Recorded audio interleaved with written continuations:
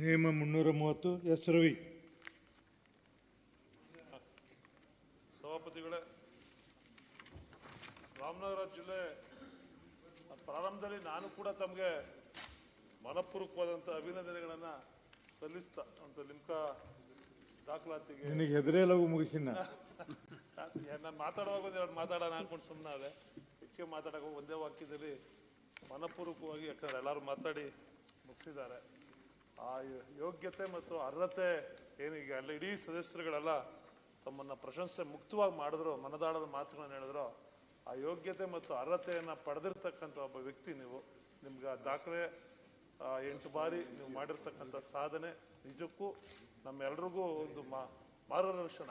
ಅದನ್ನು ನೀವು ನಡೆದಂಥ ದಾರಿಯಲ್ಲಿ ನಿಮ್ಮಂಥ ಹಿರಿಯರು ನಾವುಗಳು ನಡೀತಕ್ಕಂಥ ಒಂದು ಪ್ರೇರಕರು, ನೀವು ಪ್ರೇರಣೆ ಆಗಿದ್ದೀರಿ. ಭಗವಂತ ನಿಮಗೆ ಆಯಸ್ಸು, ಆರೋಗ್ಯ ಮತ್ತಷ್ಟು ಮುಂದಿನ ದಿನಗಳಲ್ಲಿ ಯಶಸ್ಸನ್ನು ಕೊಡಲಿ ಅಂತ ಹೇಳಿ ನಾನು ಕೋರ್ತಾ, ನನಗೆ 3:30ಗೆ ಅವಕಾಶ ಕೊಟ್ಟಿದ್ದಕ್ಕೆ ಸಮಯ ಆದರೂ ಕೂಡ ನನ್ನ ಮಂತ್ರಿಗಳು ಬಂದಿದ್ದಾರೆ, ಅವಕಾಶ ಕೊಟ್ಟಿದ್ದಕ್ಕೆ ತಮಗೆ ಅಭಿನಂದನೆ ಸಲ್ಲಿಸ್ತಾ, ನಮ್ಮ ರಾಮನಗರ ಜಿಲ್ಲೆ ವ್ಯಾಪ್ತಿಗೆ ಒಳಪಡುವ ರಾಮನಗರ ಪ್ರಾದೇಶಿಕ ವಿಭಾಗ, ಕಾವೇರಿ ವನ್ಯಜೀವಿ ವಿಭಾಗ, ಬನ್ನೇರುಘಟ್ಟ ರಾಷ್ಟ್ರೀಯ ಉದ್ಯಾನವನ ವಿಭಾಗಗಳಲ್ಲಿ ಕಾಡಾನೆಗಳ ದಾಳಿಯಿಂದಾಗಿ ಜೀವಹಾನಿ ಹಾಗೂ ರೈತರ ಬೆಳೆಗಳಿಗೆ ಅಪಾರ ನಷ್ಟ ಉಂಟಾಗಿರುವ ಬಗ್ಗೆ ಪ್ರಸ್ತಾಪವನ್ನು ಸಲ್ಲಿಸಲಿಕ್ಕೆ ಈ 330ರ ಅಡಿಯಲ್ಲಿ ಅವಕಾಶ ಕೊಟ್ಟಿದ್ದಕ್ಕೆ ತಮಗೆ ಮತ್ತೊಮ್ಮೆ ಅಭಿನಂದನೆ ಸಲ್ಲಿಸ್ತಾ, ಮಾನ್ಯ ಸಭಾಪತಿಗಳೇ,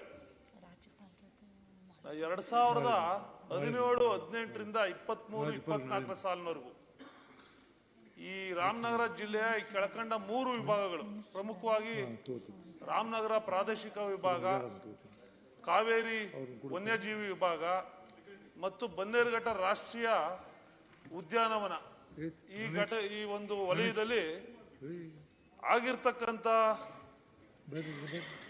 ಪ್ರಕರಣಗಳು, ವಿಶೇಷವಾಗಿ ಕಾಡಾನೆ, ನಾನು ಬೇರೆ ಪ್ರಾಣಿಗಳ ಬಗ್ಗೆ ಪ್ರಸ್ತಾಪ ಮಾಡ್ತಾ ಇಲ್ಲ, ನಾನು ಪರ್ಟಿಕ್ಯುಲರ್ ಆಗಿ ಕಾಡಾನೆಗಳ ವಿಚಾರವನ್ನು ಅಷ್ಟೇ ಪ್ರಸ್ತಾಪ ಮಾಡಲಿಕ್ಕೆ ಬಯಸ್ತಾ ಇದ್ದೀನಿ. ಅದರಲ್ಲೂ ನಮ್ಮ ಕನಕಪುರ ತಾಲೂಕು, ರಾಮನಗರ ಜಿಲ್ಲೆಗೆ ಸೇರಿರ್ತಕ್ಕಂಥ ಕನಕಪುರ ತಾಲೂಕಿನ ಮುಕ್ಕಾಲು ಭಾಗ ಅರಣ್ಯ ಪ್ರದೇಶದ ಗಡಿಯನ್ನ ಹೊಂದಿದೆ. ಆನೇಕಲ್ಲಿ ಬನ್ನೇರುಘಟ್ಟದ ಫಾರೆಸ್ಟ್ ನಿಂದ ಹಿಡಿದು ನೀವು ತಮಿಳುನಾಡಿನ ಗಡಿಗೆ ಹೊಂದ್ಕೊಂಡಂತೆ ಇರ್ತಕ್ಕಂಥದ್ದು. ಇದರಲ್ಲಿ 2 ವನ್ಯಜೀವಿಗಳು ಬರ್ತವೆ, ಒಂದು ಕಾವೇರಿ ವನ್ಯಜೀವಿ, ಮತ್ತೊಂದು ಬನ್ನೇರುಘಟ್ಟ. ಮತ್ತು ರಾಮನಗರ ಪ್ರಾದೇಶಿಕ ವಿಭಾಗದ ಅರಣ್ಯ ಕೂಡ ಸಾಕಷ್ಟು ನಮ್ಮಲ್ಲಿದೆ. ಅತ್ಯಂತ ಹೆಚ್ಚು ಅರಣ್ಯ ಪ್ರದೇಶದಿಂದ ಗಡಿಯನ್ನು ಹೊಂದಿರತಕ್ಕಂಥ ಪ್ರದೇಶವನ್ನು ನಾವು ಹೊಂದಿದ್ದೀವಿ. ನಮ್ಮ ಕಾಡಾನೆಗಳು ಅವಳಿ ಇರ್ತಕ್ಕಂಥದ್ದು ಬರೀ ಕನಕಪುರಕ್ಕೆ ಮಾತ್ರ ಸೀಮಿತವಾಗಿಲ್ಲ. ಕನಕಪುರ ತಾಲೂಕು, ಕನಕಪುರ ಮತ್ತು ಚನ್ನಪಟ್ಟಣ, ರಾಮನಗರ ಜಿಲ್ಲೆಯ ಚನ್ನಪಟ್ಟಣ ತಾಲೂಕು ಕೂಡ, ಚನ್ನಪಟ್ಟಣ ತಾಲೂಕಿನಲ್ಲೂ ಕಾಡಾನೆಯ ಅವಳಿ ಸಾಕಷ್ಟಿದೆ. ಕೆಲವು ಮಟ್ಟಿಗೆ ಮಾಗಡಿ ತಾಲೂಕಿನಲ್ಲಿ ಕೂಡ ಇರ್ತಕ್ಕಂಥದ್ದು. ಈಗ ಹೊಸದಾಗಿ ಆರೋಳ್ಳಿ ತಾಲೂಕು, ಕನಕಪುರದಿಂದ ಬೇರ್ಪಟ್ಟು ಆರೋಳ್ಳಿ ತಾಲೂಕು ಅಂತಾಗಿದೆ, ಅಲ್ಲೂ ಕೂಡ ಇದರ ಅವಳಿ ಇರ್ತಕ್ಕಂಥದ್ದು. ಆಗಿರ್ತಕ್ಕಂಥ ಈ 2017-18ರಿಂದ ಇಲ್ಲಿವರೆಗೂ ಆಗಿರ್ತಕ್ಕಂಥ ಒಟ್ಟು ಪ್ರಕರಣಗಳು, ಅರಣ್ಯ ಇಲಾಖೆಯವರೇ ಕೊಟ್ಟಿರ್ತಕ್ಕಂಥ ಪ್ರಕರಣಗಳು 33 ಸಾವುಗಳು. ಆನೆ ತುಳಿದು ಸತ್ತಿರ್ತಕ್ಕಂಥವ್ರು 33 ಜನ. ನನಗೆ ಮಾಹಿತಿ ಒಂದು 3 ತಿಂಗಳಾಯ್ತು ತೆಗೆದುಕೊಂಡು, ಒಂದು 2 ತಿಂಗಳಾಯ್ತು. ಈ 2 ತಿಂಗಳಿಂದ ಈಚೆಗೆ ಇದಕ್ಕೆ 4 ಜನ ಆ್ಯಡ್ ಆಗಿದ್ದಾರೆ. ಮಂತ್ರಿಗಳ ಗಮನಕ್ಕೆ ಇದು 33 ಇದ್ದಿದ್ದು 37, ಬಹುಶಃ 37. ಒಂದು ವಾರದಿಂದ ಒಬ್ಬ ಸತ್ತ, ಒಟ್ಟು ಇಲ್ಲ ಇನ್ನು 38 ಆಗಿರ್ಬೇಕು. 38 ಜನ ಆನೆ ತುಳಿದು 17-18ರಿಂದ ಈಚೆಗೆ ಸತ್ತಿರ್ತಕ್ಕಂಥವ್ರು. ಮಾನವ ಗಾಯ ಆಗಿರ್ತಕ್ಕಂಥದ್ದು 100. ಅದೇ ರೀತಿಯಾಗಿ ಮಾಶಾಸನ ಕೊಟ್ಟಿರ್ತಕ್ಕಂಥದ್ದು 17 ಜನಕ್ಕೆ ಕೊಟ್ಟಿದ್ದಾರೆ. ಬೆಳೆ ಪರಿಹಾರ 27,446 ಜನರಿಗೆ ಪ್ರಕರಣಗಳಲ್ಲಿ ಬೆಳೆ ಪರಿಹಾರ ಕೊಟ್ಟಿದ್ದಾರೆ. ಸಾಕು ಪ್ರಾಣಿಗಳ ಹತ್ಯೆ, ಹಸು ಇಂಥವುಗಳ ಹತ್ಯೆ ಕೂಡ 4,634 ಅಂತೇಳಿ ಅರಣ್ಯ ಇಲಾಖೆಯವರು ಕೊಟ್ಟಿದ್ದಾರೆ. ಆಸ್ತಿ ನಷ್ಟ 14,936. ಒಟ್ಟು ಪರಿಹಾರ ನೀಡಿರ್ತಕ್ಕಂಥದ್ದು ಹಣದ ವ್ಯವಹಾರ 20 ಕೋಟಿಗೂ ಅಧಿಕ.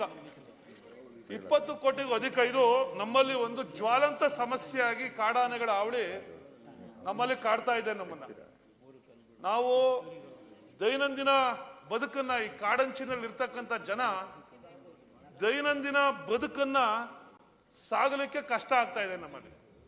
ಜೀವ ಕೈಲಿ ಹಿಡಿದು ವ್ಯವಸಾಯ ಮಾಡ್ತಕ್ಕಂಥದ್ದು, ತಮ್ಮ ಹೊಲಗಳಿಗೆ ತಮ್ಮ ಜಮೀನುಗಳಿಗೆ ವ್ಯವಸಾಯವನ್ನ ಮಾಡಲಿಕ್ಕೆ ಇದೆ. ಆ ಹೋದಂತ ರೈತ ವಾಪಸ್ ಬರ್ತಕ್ಕಂಥದ್ದು ಗ್ಯಾರಂಟಿ ಇಲ್ಲ. ಪ್ರಾಣ ಸಹಿತ ವಾಪಸ್ ಬರ್ತಾನೆ ಅಂತಕ್ಕಂಥ ಖಚಿತತೆ ಇಲ್ಲ. ಹೋದಂಥವನು ಬರ್ತಕ್ಕಂಥ ಸಾಧ್ಯ ಇಲ್ಲ. ಬೆಳಗಿನತ್ತೆ ಹೋಗ್ಬೇಕು. ಸೂರ್ಯ ಮುಳುಗುವ ಮುಂಚೆ ರೈತ ತನ್ನ ಮನೆಗೆ ಬರಬೇಕು. ಇದರಿಂದ ಏನಾಗಿದೆ, ನಮ್ಮ ಭಾಗದಲ್ಲಿ ಗಡಿಯಂಚಿನ ಕಾಡಂಚಿನ ಗಡಿಯಲ್ಲಿ ವ್ಯವಸಾಯದಿಂದ ಜನ ವಿಮುಖರಾಗ್ತಾ ಇದ್ದಾರೆ. ಸಂಪೂರ್ಣವಾಗಿ ವ್ಯವಸಾಯದಿಂದ ಸಂಪೂರ್ಣ ವಿಮುಖರಾಗೋದ್ರ ಜೊತೆಗೆ ಗೂಳೆ ಹೊರಡ್ತಕ್ಕಂಥ ಪರಿಸ್ಥಿತಿ ನಮ್ಮಲ್ಲಿ ಜಮೀನಿದೆ. ನಮ್ಮಲ್ಲಿ ಏತ ನೀರಾವರಿಗಳಿಂದ ಕೆರೆಗಳನ್ನು ತುಂಬಿಸ್ತಕ್ಕಂಥ ಕೆಲಸ ಆಗಿದೆ. HVDS ಅಂತ ಒಂದು ಅದ್ಭುತವಾದಂಥ ಪ್ರತಿ IPSETಗೂ ಒಂದು ಟ್ರಾನ್ಸ್ಫಾರ್ಮರ್ ಅನ್ನ ಕೊಡ್ತಕ್ಕಂಥ ಒಂದು ವಿಚಾರದಲ್ಲಿ ಅಂತರ್ಜಲ ವೃದ್ಧಿಯಾಗಿದೆ. ಬೇರೆ ಕಡೆ ಎಲ್ಲ ಅಂತರ್ಜಲ ಕೆಳಗೋಗ್ತಾ ಇದ್ರೆ, ನಮ್ಮಲ್ಲಿ ಒಂದು 7-8 ವರ್ಷಗಳಿಂದ ಈಚೆಗೆ ನಮ್ಮಲ್ಲಿ ನಾವುಗಳು ಜನಪ್ರತಿನಿಧಿಗಳು ಮತ್ತು ಸರ್ಕಾರದಿಂದ ಹಲವಾರು ಕಾರ್ಯಕ್ರಮಗಳನ್ನು ಅನುಷ್ಠಾನ ಮಾಡಿದಂಥ ಹಿನ್ನೆಲೆಯಲ್ಲಿ ಅಂತರ್ಜಲ ವೃದ್ಧಿ ಆಗ್ತಾ ಇರ್ತಕ್ಕಂಥದ್ದು, ವ್ಯವಸಾಯ ಮಾಡಲಿಕ್ಕೆ ಅನುಕೂಲ ಆಗ್ತಕ್ಕಂಥದ್ದು, ರೇಷ್ಮೆ, ಹೈನುಗಾರಿಕೆ, ತೋಟಗಾರಿಕೆ ಬೆಳೆಗಳು ಈ ರೀತಿ ಆಗ್ತಾ ಇರ್ತಕ್ಕಂಥದ್ದು. ಆದ್ರೆ ವ್ಯವಸಾಯ ಮಾಡಲಿಕ್ಕೆ ಜನ ಬೆಚ್ಚತಕ್ಕಂಥ ಒಂದು ಪರಿಸ್ಥಿತಿ ನಮ್ಮಲ್ಲಿ ನಿರ್ಮಾಣ ಆಗಿದೆ. ಬೆಂಗಳೂರಿಗೆ ಬಂದು ಲೋಟ ಎತ್ತಬೇಕು, ಯಾವ್ದಾದ್ರು ಹೋಟೆಲ್ ಕ್ಲೀನರ್ ಆಗಿ ಜಮೀನಿದ್ರು, ನೀರಿದ್ರು, ಕರೆಂಟ್ ಇದ್ರು ನಮ್ಮಲ್ಲಿ ಬದುಕು ಕಟ್ಕೊಳ್ಳಿಕ್ಕೆ ಸಾಧ್ಯ ಇಲ್ಲ. ರೈತರು ಇಲ್ಲಿ ಬಂದಿರಲ್ಲ, Bengaluru security guard, driver, auto ಓಡಿಸ್ಕೊಂಡು ಇರ್ಬೇಕು, ಆನೆಗೆ ಎದುರ್ಕೊಂಡು, ಬೇರೆ ಇನ್ನೇನಿಲ್ಲ. ನಮ್ಮಲ್ಲಿ ಆನೆ ಸಂಪೂರ್ಣವಾಗಿ ವ್ಯವಸಾಯದಿಂದ ವಿಮುಖರಾಗ್ತಾ ಇದ್ದಾರೆ. ಅರಣ್ಯ ಇಲಾಖೆ ದಿನನಿತ್ಯ ಸಂಘರ್ಷ ನಡೀತಾ ಇದೆ. ಮಾನವನಿಗೂ ಮತ್ತು ಅರಣ್ಯ ಇಲಾಖೆಯ ಸಿಬ್ಬಂದಿ ವರ್ಗದವರಿಗೂ ದಿನನಿತ್ಯ ಸಂಬಂಧ, ಒಂದು ವೈರತ್ವ ಭಾವನೆ ದಿನ ದಿನ ಬೆಳೀತಾ ಇದೆ. ಮೊದಲಿಗೆ ಕಾವೇರಿ ವನ್ಯಜೀವಿ 2007-8ರಿಂದ ಬಂದಂಥದ್ದು ವೈಲ್ಡ್ ಲೈಫ್ ಮತ್ತು ಬನ್ನೇರುಘಟ್ಟ ವೈಲ್ಡ್ ಲೈಫ್. ಈ ಬನ್ನೇರುಘಟ್ಟ ಈ ಮಾಮೂಲು ರೆಗ್ಯುಲರ್ ಫಾರೆಸ್ಟ್ ಆಫೀಸರ್ಸ್ಗೂ ಈ ವೈಲ್ಡ್ ಲೈಫ್ ಅವ್ರಿಗೂ ಬಹಳ ವಿಶೇಷ. ಈ ವೈಲ್ಡ್ ಲೈಫ್ ಅವರು ಒಂಥರ ದೇವಲೋಕದಿಂದ ಉದುರು ಬಂದವಂಗ ಅವರು. ಅವರಷ್ಟೇ ಅರಣ್ಯನ ಕಾಪಾಡ್ತಕ್ಕಂಥವ್ರು, ಅವ್ರಿಗೆ ಅಷ್ಟೇ ಜವಾಬ್ದಾರಿ ಇರ್ತಕ್ಕಂಥದ್ದು. ಇನ್ನು ಮಿಕ್ತಂಥವ್ರು ಯಾರಿಗೂ ಜವಾಬ್ದಾರಿನೇ ಇಲ್ಲ ಅಂತಕ್ಕಂಥದ್ದು. ನಮ್ಮ ಜನ ಹೇಳ್ತಕ್ಕಂಥದ್ದು, ನಿಮ್ಮ ಆನೆನ ನೀವು ಕಾಡಲ್ಲಿ ಕಟ್ಟಾಕೊಳ್ಳಿ ಸಾಕು, ನಿಮ್ಮ ಆನೆನ ಊರಿಗೆ ಹಾಕ್ತತ್ತೀರಿ ಅಂತ. ನಾವು ಕಾಡಕ್ಕೆ ಬರಲ್ಲ, ಆಯ್ತು ನಿಮ್ಮ ನಿಯಮಾವಳಿಗಳನ್ನ ನಾವು ಪಾಲನೆ ಮಾಡ್ತೀವಿ, ಪರಿಸರದ ಬಗ್ಗೆ ಸಂರಕ್ಷಣೆ ಮಾಡಲಿಕ್ಕೆ ನಾವು ಸಹಕಾರ ಕೊಡ್ತೀವಿ, ನಿಮ್ಮ ಕಾನೂನುಗಳು ನಿಜಕ್ಕೂ ಬಹಳ ಉತ್ತಮವಾಗಿರ್ತಕ್ಕಂಥದ್ದು, ಪರಿಸರ ಸಂರಕ್ಷಣೆಗೆ ನೀವು ತಗೋತಾ ಇರ್ತಕ್ಕಂಥ ಕ್ರಮಗಳು ಬಹಳ ಅದ್ಭುತವಾಗಿರ್ತಕ್ಕಂಥದ್ದನ್ನು ಅದನ್ನ ನಾವು ಒಪ್ಕೋತೀವಿ. ಆದ್ರೆ ನಾವು ಬದುಕಲಿಕ್ಕೆ ನಾವು ಅವಕಾಶ ಕೊಡಿ ಮಾನವರು. ನಾವು ನಮ್ಮ ತಾತ, ನಮ್ಮ ಮುತ್ತಾತ, ನಮ್ಮ ಪೂರ್ವಿಕರು ನಾವು ವ್ಯವಸಾಯ ಮಾಡ್ಕೊಂಡು ನಾವು ಕಾಡಲ್ಲಿಲ್ಲ, ಕಾಡಿಂದ 8 ಕಿಲೋಮೀಟರ್, 10 ಕಿಲೋಮೀಟರ್, 15 ಕಿಲೋಮೀಟರ್ ದೂರದಲ್ಲಿದ್ದೀವಿ. ನಾವು ಬದುಕು ಕಟ್ಕೊಳ್ಳೋದು ಹೆಂಗೆ? ಹಂಗಾರೆ ನಿಮ್ಮ ಆನೆ ಬಂದು ತುಳಿದ್ರೆ ನೀವು ಕೊಡ್ತಕ್ಕಂಥ 7.5 ಲಕ್ಷ ಪರಿಹಾರಕ್ಕೆ ನಮ್ಮ ಪ್ರಾಣನ ಹತ್ಯೆ ಮಾಡ್ಲಿಕ್ಕೆ ಸಾಧ್ಯ ಇಲ್ವಲ್ಲ, ಬದುಕನ್ನ ಕೊಡ್ಲಿಕ್ಕೆ ಸಾಧ್ಯ ಇಲ್ವಲ್ಲ. ಹೆಂಡತಿಗೆ ಗಂಡನ್ ಕೊಡಕ್ಕಾಗೋದಿಲ್ಲ, ಮಕ್ಕಳಿಗೆ ತಂದೆನ ಕೊಡಕ್ಕಾಗೋದಿಲ್ವಲ್ಲ. ಆ 7.5 ಲಕ್ಷ ಪರಿಹಾರದಲ್ಲಿ ಎಲ್ಲ ಸಂಪೂರ್ಣ ಆಗೋದಿಲ್ಲ. ಇನ್ನೊಂದು ತಾವು ನಾನು ಮಂತ್ರಿಗಳಲ್ಲಿ ಹೇಳ್ತಕ್ಕಂಥದ್ದು, ಸತ್ತಿರ್ತಕ್ಕಂಥವ್ರ ಪೈಕಿ ಬಹುತೇಕರು ಪರಿಶಿಷ್ಟ ಜಾತಿ ಜನಾಂಗದಂತವ್ರು. 50% ಜನ ಪರಿಶಿಷ್ಟ ಜಾತಿ ಜನಾಂಗಕ್ಕೆ ಒಳಪಟ್ಟಿರ್ತಕ್ಕಂಥವ್ರು. ಇದನ್ನ ನೀವು ಮಾಡ್ಬೇಕು. ನಾನು ಈ ಮಾತನ್ನ ಕೇಳ್ತಾ ಇದ್ದೀನಿ ಅಂದ್ರೆ ಇದು ಬಹಳ ಗಂಭೀರವಾದಂತ ವಿಚಾರ. ನೀವು ಮೊನ್ನೆ ಒಂದು ವಾರ ಆಯ್ತು, ಒಬ್ಬ ಸಾಯ್ತಾನೆ, ಒಂದು ರಾಗಿ ಕಳದಲ್ಲಿ ರಾಗಿ ಹುಲ್ಲನ್ನ ಕಾಯ್ಕೊಂಡು ಮಲಿಕೋತಾರೆ 3 ಜನ, ಇಬ್ರು ಒಂದ್ ಕಡೆ ಮಲಗ್ತಾರೆ, 30 ಅಡಿ ದೂರದಲ್ಲಿ ಒಬ್ಬ ಮಲಗ್ತಾನೆ. ಆ ಮಚಾನ್ ಮಾಡಿರ್ಲಿಲ್ಲ, ಮಚಾನ್ ಮಾಡಿದ್ರೆ ನೆಲದ ಮೇಲೆ ಮಲಗಿರ್ತಾನೆ, ಆ ಟಾರ್ಪಲ್ನೇ ಒತ್ಕೊಂಡು. ಅವತ್ತು ಬೆಳಗ್ಗೆ ಟ್ರಾಕ್ಟರ್ಗೆ ಹೇಳಿರ್ತಾನೆ ಆ ಹುಲ್ನ ಎತ್ಕೊಂಡು ಊರ್ ಹೊಡ್ಕೊಬರೋದಕ್ಕೆ. ಆ ರಾತ್ರಿ ಒಂದ್ ಕಾಯ್ಕೊಂಡ್ರೆ ಸಾಕು ಆನೆ ದಾಳಿಯಿಂದ ಅಂತ ಹೇಳಿ ಅವನು ಆ ರಾತ್ರಿ ಮಲಗಿರ್ತಾನೆ. ಆನೆ ಬೆಳಗ್ಗೆ ಎದ್ದೋಳ್ತಾರೆ ಇಬ್ರು ಇದ್ದು ಟಾರ್ಪಲ್ ಒಳಗಡೆ ಮಲಗಿರೋನ್, ಯಾಕೆ ನೀವು ಎದ್ದೆ ಮಲಗಿಯವನೆಲ್ಲ ಎದ್ದೋಳಿಸ್ಬೇಕು ಅಂತ ಹೋದ್ರೆ ಅವನು ಟಾರ್ಪಲ್ ಒಳಗಡೆನೆ ಸತ್ತೋಗವನೆ. ಆನೆಗೆ ಅವ್ನು ಸತ್ತಿರೋದು ಗೊತ್ತಿಲ್ಲ, ಆನೆ ಹೋಗಿದೆ, ಆ ರಸ್ತೆಯಲ್ಲಿ ಆನೆ ನಡ್ಕೊಂಡೋಗಿದೆ. ಆನೆ ಹೋಗುವಾಗ ಆನೆದು ನನಗೆ ಇವರು ಅರಣ್ಯ ಇಲಾಖೆ ಅಧಿಕಾರಿಗಳು ಕೊಟ್ಟಂತ ಮಾಹಿತಿ, ಆನೆಗೆ ಬಲವಾದಂತ ವೆರಿ ಸ್ಟ್ರಾಂಗ್ ಪಾರ್ಟ್ ಅಂತಂದ್ರೆ ಸೊಂಡ್ಲು. ಅದು ಆ ಸೊಂಡ್ಲು ಬಹಳ ಶಕ್ತಿ ಇದೆ ಅದರಲ್ಲಿ. ಆನೆ ರಾತ್ರಿ ಹೊತ್ತು ಬರ್ತಕ್ಕಂಥದ್ದು, ಬೆಳಗಿನ ಜಾವ ಬೆಳಕಾಗ್ತಾ ಇದ್ದಂಗೆ ಕಾಡು ವಾಪಸ್ ಹೋಗುವಂಥದ್ದು ಆ ಅಭ್ಯಾಸಗಳನ್ನ ಬೆಳೆಸ್ಕೊಂಡ್ಬಿಟ್ಟಿದ್ದಾವೆ ನಮ್ಮಲ್ಲಿ. ಆ ಬೆಳೆಸ್ಕೊಂಡಿರ್ತಕ್ಕಂಥ ಒಂದು ಪ್ರವೃತ್ತಿ ಇರ್ತಕ್ಕಂಥ ಆನೆ ಆ ದಾಪ್ಕಾಲಿಂದ ಇನ್ನು ಬೆಳಕಾಯ್ದೆ ತಡೆಯಪ್ಪ ನಡ್ಕೊಂಡು ಹೋಗ್ಬೇಕಲ್ಲ ಅನ್ನೋ ಒಂದು ಇದರಿಂದ ಬೆಳಗಿನ ಜಾವ 5:45-6 ಗಂಟೆಲಿ ನಡೆದಿರ್ತಕ್ಕಂಥ ಪ್ರಕರಣ. ಆ ನಡೆದಿರ್ತಕ್ಕಂಥ ಸೊಂಡ್ಲಲ್ಲಿ ಸುಮ್ಮನೆ ಮಲಗಿರೋನ್ಗೆ ಏನೋ ಅಡ್ಡ ಬಂದದಲ್ಲ, ಟಾರ್ಪಲ್ ಅಡ್ಡ ಆದ ಸುಮ್ಮನೆ ಇಷ್ಟೇ ಹೊಡೆದಿರೋದು. ಇಲ್ಲಿ ಸ್ಕೆಲ್ಟನ್ ಇಷ್ಟು ತಲೆನೇ ಓಪನ್ ಆಗಿದೆ. ಆ ಸತ್ತಿರೋದು ಅವನಿಗೆ ಪಾಪ ಮಲಗಿದಾಗೆ ಸತ್ತೋಗವನೆ. ಆ ಇಬ್ರಿಗೆ ಎಚ್ಚರಣೆ ಅವ್ರಿಬ್ರು ಎದ್ದು ನೋಡಿದ್ಮೇಲೆ ಅಲ್ಲಿ ಎಣ ಆಗೋದು. ಆನೆಗೆ ಅವ್ನ ಸಾಯಿಸಿದ್ದೀನಿ ಅಂತಾನು ಗೊತ್ತಿಲ್ವನ ಆನೆಗೆ. ಆನೆ ಪಾಡ್ಗೆ ಆನೆ ಹೋಗದೆ. ಸತ್ತಿರ್ತಕ್ಕಂಥ ಪ್ರಕರಣಗಳು ಬಹುತೇಕ ಬೆಳಗಿನ ಜಾವ, ಅಂದ್ರೆ ಕಾಡಾನೆ, ಆನೆ ಕಾಡಿಂದ ಬಂದು ಊರಿಗೆ ಬಂದು ಅದ್ರಲ್ಲಿ ಏನ್ ತೆಂಗ್ ಬೇಕೋ ಏನ್ ಬೇಕೋ ಬೆಳೆಗಳನ್ನ, ಭತ್ತ, ಕಬ್ಬು, ಮತ್ತೊಂದು ಮಗದೊಂದು ಮೇಯ್ಕೊಂಡು ವಾಪಸ್ಸು ತರಾತುರಿಲಿ ಬೆಳಗಿನ ಜಾವ ಬೆಳಕರಿಯೋಷ್ಟರಲ್ಲಿ ಕಾಡೊಳಕ್ಕೆ ಸೇರ್ಕೊಳ್ಳುವಂತ ಸಮಯದಲ್ಲಿ ಆ ಪ್ರಕರಣಗಳು ಇಲ್ಲಿವರೆಗೂ ದಾಖಲಾಗಿರ್ತಕ್ಕಂಥದ್ದು. ನಾನು ಮಂತ್ರಿಗಳು ನಾನು ಅಭಿನಂದಿಸ್ತೀನಿ ಮಂತ್ರಿಗಳು ಈಶ್ವರ್ ಖಂಡ್ರೆ ಸಾಹೇಬರು ಮಂತ್ರಿ ಆದಂತ ಮೊದಲನೇ ವಿಸಿಟ್ ಎಲ್ಲರೂ ಮಾಡಿದ್ರೆ ನಮ್ಮ ಕನಕಪುರ ತಾಲೂಕು, ನಮ್ಮ ರಾಮನಗರ ಜಿಲ್ಲೆ ಚನ್ನಪಟ್ಟಣ ತಾಲೂಕಿಗೆ ಬಂದ್ರು, ಇಬ್ರು ಸತ್ತಿದ್ರು. ಆ ಇಬ್ರಿಗೆ ಅಲ್ಲೇ ತುರ್ತಾಗಿ ಪರಿಹಾರನ ಕೊಡಿಸ್ತಕ್ಕಂಥ ಇದರಲ್ಲಿ ನಾನು ಇನ್ನೇನು ಕ್ರಮ ತಗೋಬೇಕು, ಅಲ್ಲೇ ಒಂದು ಸಭೆ ಮಾಡಿದ್ರು. ಸಭೆ ಮಾಡಿ ಅಧಿಕಾರಿಗಳನ್ನೆಲ್ಲ ಸೇರಿಸಿ ಮಾಡಿದ್ರು. ಅವ್ರಿಗೆ ಈ ತೀವ್ರತೆ ಅರಿವಾಗಿದೆ ಅನ್ನೋ ಭಾವನೆ ನನಗಿದೆ. ಅವ್ರು ಅದ್ರ ಬಗ್ಗೆ ಒಂದು ಪ್ರಾಮಾಣಿಕವಾದಂತ ಒಂದು ಕಾಳಜಿಯನ್ನು ಇಟ್ಕೊಂಡು ಅವ್ರಿಗೆ ಆಗ್ಲೇ ಒಂದಷ್ಟು ಕ್ರಮಗಳನ್ನು ತಗೊಂಡಿದ್ದಾರೆ. ನಾನು ಇಲ್ಲ ಅಂತ ಹೇಳ್ತಾ ಇಲ್ಲ, ಅವ್ರ ಬಗ್ಗೆ ಶ್ಲಾಘನೆ ಮಾಡ್ತೀನಿ. ಅವ್ರು ತಗೊಂಡಿರ್ತಕ್ಕಂಥ ಕ್ರಮಗಳ ಬಗ್ಗೆ ನಾನು ಶ್ಲಾಘನೆ ಮಾಡ್ತೀನಿ. ಆದ್ರೆ ಆ ಸಮಸ್ಯೆಯ ತೀವ್ರತೆ ಮತ್ತು ಗಂಭೀರತೆಗೆ ಶಾಶ್ವತವಾದಂತ ಪರಿಹಾರ ನೀವು ಕೊಡ್ಲಿಲ್ಲ ಅಂದ್ರೆ ನಮ್ಮಲ್ಲಿ ಹೆಂಗ್ ಸ್ವಾಮಿ 40 ಜನ, 5 ವರ್ಷಕ್ಕೆ 40 ಜನ, 1 ವರ್ಷ ನೀವು ಮಂತ್ರಿ ಆದ್ಮೇಲೆ 8 ಜನ, 8ರಿಂದ 10 ಜನ ಸತ್ತಿರ್ಬೇಕು. ಈಗ ಆಲ್ರೆಡಿ 10 ಜನ. ಇದು ಸಂಖ್ಯೆ ಹೆಚ್ಚುತ್ತಾ ಹೋಗ್ತದೆ. ಯಾಕೆ ಅಂತಂದ್ರೆ ಈ ಆನೆಗಳು ಪ್ರಾಣಿಗಳ ಹತ್ಯೆ, ನಮ್ಮ ಮಾನವನ ಹತ್ಯೆ ಮಾಡ್ತಾ ಇದೆಯೋ, ಗುಂಪಲ್ಲಿರ್ತಕ್ಕಂಥ ಆನೆ ಒಂದೂ ಅಲ್ಲ. ಇದ್ರ ಬಗ್ಗೆ ಒಂದ್ ಸ್ವಲ್ಪ ಅರಣ್ಯ ಇಲಾಖೆಯವರಿಗೆ ಸ್ಪಷ್ಟವಾಗಿರ್ತಕ್ಕಂಥದ್ದು. ಯಾಕಂದ್ರೆ ನಾವು ಎಲ್ಲ ಒಂದು ಫ್ಯಾಮಿಲಿ, ನಾವೆಲ್ಲರೂ ಒಂದು ಹೋಗ್ತೀವಿ, ಯಾರೋ ಬಂದು ನಮ್ಮ ಮೇಲೆ ಒಂದು ಗಲಾಟೆ ಮಾಡ್ತಕ್ಕಂಥ ಒಂದು ಸಂದರ್ಭ ಬರ್ತದೆ. ತಡೆಯಪ್ಪ, ನಮ್ಮ ಸಂಸಾರ ಇದೆ, ನಮ್ಮ ಕುಟುಂಬ ಇದೆ, ಈ ಟೈಮಲ್ಲಿ ನಾವು ಗಲಾಟೆ ಮಾಡ್ಕೊಳ್ಳೋದು ಬೇಡ, ನಮ್ಮ ಮಕ್ಕಳು ಮರಿ ಎಲ್ಲ ಜೊತೆಲಿ ಅವ್ರೆ ಅಂತ ಹೇಳಿ ನಾವೇ ತಾಳ್ಮೆಯಿಂದ ನಾವು ಬರ್ತಕ್ಕಂಥದ್ದು. ಯಾವುದೇ ಗಲಾಟೆಗೆ ಅವಕಾಶ ಕೊಡೋದಿಲ್ಲ. ಅದು ಗುಂಪಲ್ಲಿರ್ತಕ್ಕಂಥ ಆನೆಗಳಿಂದ ಅವಳಿ ಆಗ್ತಕ್ಕಂಥದ್ದು ಕಮ್ಮಿ. ಇದುವರೆಗೂ ಸತ್ತಿರ್ತಕ್ಕಂಥವ್ರು ಒಂಟಿ ಆನೆ, ಆ ಗುಂಪಿನಿಂದ ಬೇರ್ಪಟ್ಟು ಬಂದಿರತಕ್ಕಂಥ ಆನೆಗಳು ಅಂತವು ನಮ್ಮ ಈ 3 ಪ್ರದೇಶಗಳಲ್ಲಿ, ಬನ್ನೇರುಘಟ್ಟ, ಅದೇ ರೀತಿಯಾಗಿ ಕಾವೇರಿ ವನ್ಯಜೀವಿ ಮತ್ತು ರಾಮನಗರ ಪ್ರದೇಶದಲ್ಲಿ 15ರಿಂದ 20 ಆನೆ ಗುಂಪಿಂದ ಬೇರ್ಪಟ್ಟಿದ್ದಾವೆ. ಗುಂಪಿನಿಂದ ಮೊದಲು ವೈಲ್ಡ್ ಲೈಫ್ ಆಗೋದಕ್ಕೆ ಮುಂಚೆ ನಮ್ ಜನ ಕಾಡ್ಗೆ ಹೋಯ್ತಿದ್ರು, ಹಸುಗಳನ್ನ ಮೇಯಿಸ್ತಿದ್ರು. ಅರಣ್ಯದ ಅಂಚಿನಿಂದ ಸುಮಾರು ಒಂದು 7-8 ಕಿಲೋಮೀಟರ್ ಒಳಗಡೆವರೆಗೂ ದನಗಳನ್ನ ಮೇಯಿಸ್ತಾ ಇದ್ರು. ಗಲಾಟೆ ಆಯ್ತಾ ಇತ್ತು, ಮಾನವ ಅಲ್ಲಿ ಓಡಾಡ್ತಾ ಇದ್ದ, ಆನೆಗಳು ಹಿಂದೆ ಇರ್ತಿತ್ತು. ಈಗೇನಾಯ್ತು, ವೈಲ್ಡ್ ಲೈಫ್ ಆದ್ಮೇಲೆ ಕಟ್ಟುನಿಟ್ಟಿನ ಕ್ರಮ ತೆಗೆದುಕೊಂಡ್ರು. ಅರಣ್ಯದ ಅಂಚದವರೆಗೂ ಫಾರೆಸ್ಟ್ ಅವರು ಕಾಯ್ತಾ ಇದ್ದಾರೆ ಅರಣ್ಯನ. ಕಾಯ್ದಂತ ಪರಿಣಾಮವಾಗಿ ಮನುಷ್ಯ ಅಲ್ಲಿ ಚಟುವಟಿಕೆ ಇಲ್ಲ, ಅಲ್ಲಿ ದನ ಕಾಯೋದಕ್ಕೂ ನಿಯಂತ್ರಣ ಆಯ್ತು. ಆನೆ ಅಲ್ಲಿದ್ದ ಆನೆ ಇಲ್ಲಿಗೆ ಬಂತು, ಮುಂದಕ್ಕೆ ಬಂತು. ಆನೆಗಳ ಜನಸಂಖ್ಯೆ ಹೆಚ್ಚಳ ಆಯ್ತು. ಇನ್ನೊಂದು ನಮ್ಮಲ್ಲಿ ಏನಂದ್ರೆ ಹೊಸೂರಲ್ಲಿ ಸ್ಟಾರ್ಟ್ ಆಯ್ತದೆ, ತಮಿಳ್ನಾಡು ಬಾರ್ಡರ್ ಹೊಸೂರಿಂದ ಸ್ಟಾರ್ಟ್ ಆದದ್ದು. ಒಗೆರಿಕಲ್ ಫಾಲ್ಸ್ ತಮಿಳ್ನಾಡಿಗೆ ಅಲ್ಲಿವರೆಗೆ ಇರ್ತಕ್ಕಂಥದ್ದು. ಆನೆಗೆ ಕರ್ನಾಟಕ ರಾಜ್ಯದ ಆನೆ ಅಂತಿಲ್ಲ, ತಮಿಳ್ನಾಡು ಆನೆ ಅಂತ ಏನಿಲ್ಲ. ಈ ಆನೆನೇ ತಮಿಳ್ನಾಡು ಒಗೆರಿಕಲ್ಗೆ ಹೋಗ್ತದೆ, ಆ ಆನೆನೇ ಇಲ್ಲಿಗೆ ಬರ್ತಾವ ಅಷ್ಟೇ. ಆನೆ ತಮಿಳ್ನಾಡಿಗೆ ಹೋಗಿ ಕರ್ನಾಟಕದಲ್ಲಿದ್ದ ಆನೆ ತಮಿಳ್ನಾಡು ಹೋದ್ರೆ ತಮಿಳ್ನಾಡು ಆನೆ, ತಮಿಳ್ನಾಡಿಂದ ಅವ್ರು ಅಲ್ಲಿಂದ ಓಡಿಸ್ತಾರೆ ಆನೆನ. ಅಲ್ಲೂ ಅವ್ರಿಗೆ ಇದೇ ಸಮಸ್ಯೆ. ಅವ್ರ ಆನೆ ಅಲ್ಲಿಂದ ಓಡಿಸ್ತಾರೆ, ಅಲ್ಲಿಂದ ಓಡಿಸ್ದಾಗ ಇಲ್ಲಿಗೆ ಬರ್ತವೆ, ಇಲ್ಲಿಂದ ಓಡಿಸ್ತಕ್ಕಂಥ ಆನೆ ಅಲ್ಲಿಗೆ ಬರ್ತವೆ.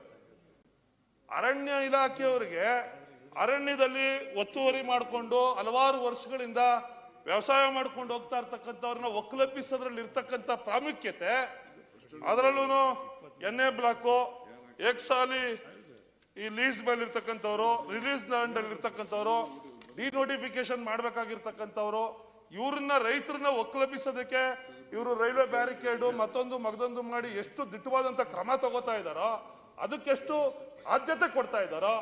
ಆನೆಗಳಿಗೆ ಮೇವು ಆಗ್ಲಿಕ್ಕೆ ಹಿಂಗ್ ಮಳೆ ಇಲ್ಲ. ನಾನು ಮಂತ್ರಿಗಳ ಗಮನಕ್ಕೆ ಬರ್ತಕ್ಕಂಥದ್ದು, ಈ ಸಾರಿ ನಮ್ಮಲ್ಲಿ ಮಳೆನೇ ಇಲ್ಲ. ಯಾವ ರೀತಿ ಅಂದ್ರೆ ನಮ್ಮ ದೊಡ್ಡಾಲಹಳ್ಳಿ, ಕನಕಪುರ ತಾಲೂಕು ದೊಡ್ಡಾಲಹಳ್ಳಿಯಿಂದ ಆಚೆ ಯಗ್ನೂರು ಅಂತಿದೆ, ಯಗ್ನೂರಿಂದ ಆಚೆಗೆ ಕಾವೇರಿ ವನ್ಯಜೀವಿ ಪ್ರಾರಂಭ ಆಗ್ತದೆ. ಸರ್, ಈ ಸಾರಿ ಒಂದೇ ಒಂದು ಮಳೆ ಇಲ್ಲ. ನಮ್ಮ ಅಲ್ಲಿಂದ ಮೇಲಕ್ಕೆ ಒಂದು 5-6 ಮಳೆ ಆದ್ರೂ ಆಯ್ತು. ಅಲ್ಲಿಂದ ಕೆಳಕ್ಕೆ ಸಂಗಮ, ನೀವು ಮೇಕೆದಾಟು ಅಂತ ಏನ್ ಹೇಳ್ತೀರೋ, ಒಂದೇ ಒಂದು ಮಳೆನೂ ಆಗಿಲ್ಲ ಈ ಸಾರಿ. ಆನೆಗೆ ಮೇವು ಇಲ್ಲ, ನೀರು ಇಲ್ಲ. ಇಲ್ಲಿ ನಮ್ಮಲ್ಲಿ ಕೆರೆಗಳು ತುಂಬಿಸಿದ್ದೀವಿ ಅಂತ ನಾವು ಏತ ನೀರಾವರಿಯಿಂದ ಸಹಜವಾಗಿ ಆನೆಗಳು ಬರ್ತವೆ. ನೀವು ಕೆರೆ ಅಲ್ಲಿ ಒಳಗಡೆ ನೀರನ್ನ ಅಭಿವೃದ್ಧಿ ಮಾಡ್ತಕ್ಕಂಥದ್ದು, ಆನೆಗೆ ಬೇಕಾಗಿರ್ತಕ್ಕಂಥ ಆಹಾರನ ಬೆಳೆಸ್ತಕ್ಕಂಥ ಪದ್ಧತಿ ಅನುಸರಣೆ ಮಾಡಲಿಲ್ಲ ಅಂದ್ರೆ ಇದು ಶಾಶ್ವತವಾದಂಥ ಪರಿಹಾರ ಮಾಡಲಿಕ್ಕೆ ಸಾಧ್ಯ ಇಲ್ಲ. ನಾನು ಆಗಲೇ ಹೇಳಿದ ಹಾಗೆ ನಿಮಗೆ ಏನು ಈ ಒಂದು ಗುಂಪಿನ ಆನೆ ಅಲ್ಲ ಇದು, 15 ಆನೆಗಳು ಏನಿದ್ದಾವೆ ಇವೆಂದಿಗೂ ಕಾಡಿಗೆ ಮತ್ತೆ ಹೋಗಿ ಅಲ್ಲೇ ಸಂಪರ್ಕ ಮಾಡತಕ್ಕಂಥದ್ದು ಸಾಧ್ಯವೇ ಇಲ್ಲ. ಇವು ಬರ್ತವೆ ರಾತ್ರಿ ಹೊತ್ತು, ಬೆಳಗ್ಗೆ ಹೊತ್ತು ಅರಣ್ಯಕ್ಕೆ ಹೋಗ್ತವೆ. ಇದು ಅಭ್ಯಾಸ ಮಾಡ್ಕೊಂಡಿರ್ತಕ್ಕಂಥದ್ದು. ಆ ಅಭ್ಯಾಸನ ತಪ್ಪಿಸ್ತಕ್ಕಂಥದ್ದಲ್ಲ. ನೀವು ವನ್ಯಜೀವಿ ತಜ್ಞರಿದ್ದಾರೆ, ಆನೆಗಳ ಬಗ್ಗೆ ತಿಳ್ಕೊಂಡಿರ್ತಕ್ಕಂಥವ್ರು ರಾಜ್ಯದಲ್ಲಿ ಹಲವಾರು ಜನ ಇದ್ದಾರೆ. ಅವ್ರ ಬಳಿ ಸಮಾಲೋಚನೆ ಮಾಡಿ, ಅವ್ರ ಬಳಿ ಸಭೆ ಮಾಡಿ ಕನಕಪುರ ಅಥವಾ ರಾಮನಗರ ಜಿಲ್ಲೆಯಲ್ಲಿ ಯಾವ ಆನೆಗಳು ನಮ್ಮನ್ನ ಮಾನವನ ಹತ್ಯೆಗಳು ಮಾಡ್ತಾ ಇದ್ದಾವೆ ಬೆಳಗ್ಗೆಯಿಂದ, ಅವುಗಳ ಜೀವನ ಕ್ರಮನ ಅಧ್ಯಯನ ಮಾಡಿ ಅದಕ್ಕೇನ್ ಕ್ರಮ ತಗೋಬೇಕು ಅದನ್ನ ಕ್ರಮ ತಗೊಳ್ಳಿ. ನೀವು ಸುಮ್ಮನೆ ಶಾಶ್ವತವಾಗಿ ಪಟಾಕಿ ಕೊಟ್ಟು 4 ಪಟಾಕಿ ಕೊಟ್ಟು ಓಡಿಸಿ ಇವತ್ತು ಓಡಿಸ್ಬಿಟ್ಟು ಆನೆ ಹೊಟ್ಟೋಯ್ತು ಕಾಡೊಳಗಡೆ ಅಂದ್ರೆ ಅದು ಯಾವುದೇ ಕಾರಣಕ್ಕೂ ಶಾಶ್ವತವಾದಂತ ಪರಿಹಾರ. 20 ಕೋಟಿ ಕೊಟ್ಟಿದ್ದೀರಿ ಪರಿಹಾರ, 5 ವರ್ಷಕ್ಕೆ 20 ಕೋಟಿ ರೂಪಾಯಿ ಕೊಟ್ಟಿದ್ದೀರಿ, ದೊಡ್ಡ ಮೊತ್ತ ಇದು.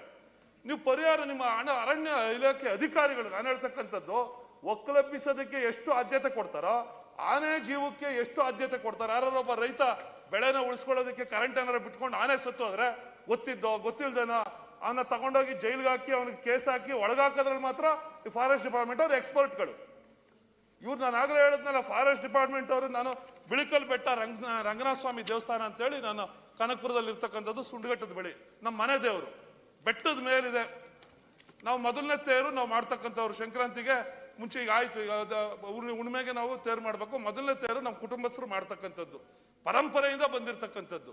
ಸ್ವಾಮಿ ನಿಮ್ದು ವೈಲ್ಡ್ ಲೈಫ್ ಆದ್ಮೇಲೆ ಬನ್ನರ್ಘಟ್ಟ ವೈಲ್ಡ್ ಲೈಫ್ ಆದ್ಮೇಲೆ ಅದು ದೇವಸ್ಥಾನಕ್ಕೆ ಹೋಗೋದಕ್ಕೆ ಬಿಡೋದಿಲ್ಲ ನಮ್ಮನ್ನ.